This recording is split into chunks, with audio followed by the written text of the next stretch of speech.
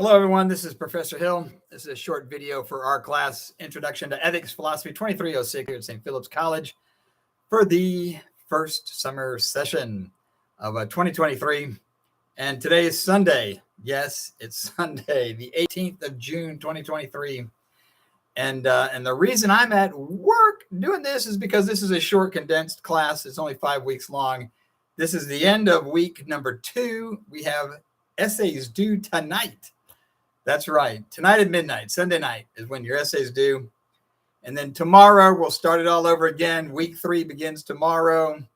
That's not chapter 3. Don't forget, we skipped that, go straight to chapter 4. So we'll start this next week reading chapter 4 and getting ready for our next essay and case study. But tonight is the conclusion of reading chapter 2, talking about subjectivism, relativism, objectivism, emotivism. This is all chapter 2, and ways of describing our thinking, our approach, our moral framework, our moral theories for analyzing and making judgments about difficult moral cases, including John the paramedic. So that's the case that's due tonight. Have had some really interesting questions come in during the course of the day, and students asking about, all kinds of things about the case and about the chapter. One interesting question that came in today was the woman ever charged for the woman that did the stabbing, the mom who was defending the daughter? Was she ever charged in that case? And the answer is no. It turns out she was no billed, which means that she wasn't charged, in part because she was a victim of domestic violence, and that obviously isn't a blank check to, kill people, but it does make it very difficult for prosecutors to bring charges against victims who are defending themselves. And so often it's the case that the prosecutors just think there's not enough evidence, I'm not going to win at trial. So they just don't charge someone. They don't take it to a grand jury. In fact, on that point, in response to the student that wrote about that, I shared this little bit with her. It was about a case from Houston where there was a woman who had been a victim of domestic violence for years.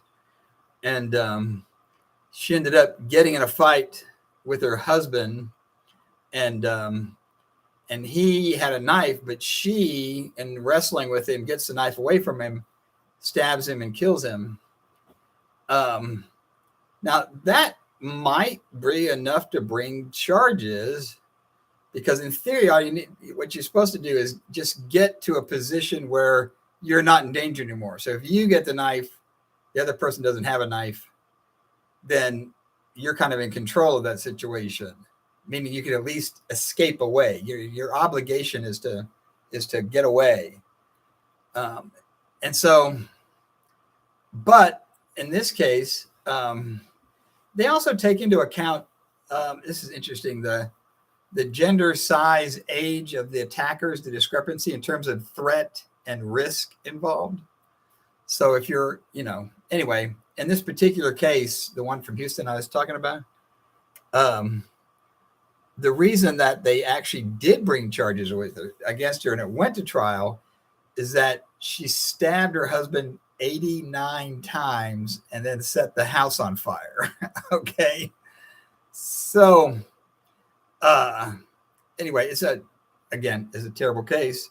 But what happened was it went to trial and the jury found her not guilty, which of course is the prosecutor's big concern, which is, now we've spent all this time and money and effort and resources and to get a jury that says, hey, you know what? She was a victim here and she doesn't deserve to be found guilty.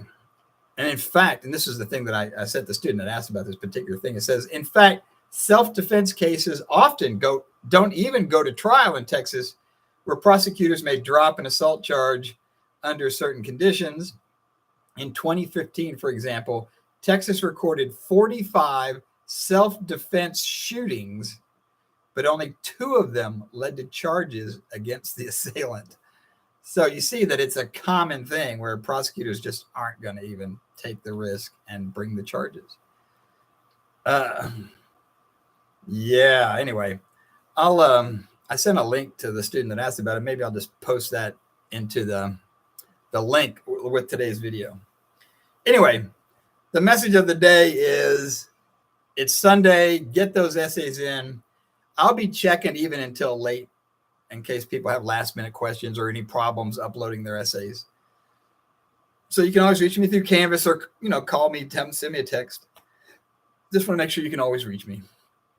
Okay. And then after tonight, take a little breather, take a break, and then launch into chapter 4 tomorrow and start reading the next chapter out of our textbook, Doing Ethics by Lewis Vaughn. All right. Take care of yourselves. Hope you had a good weekend. I'm going home. Take care. Bye.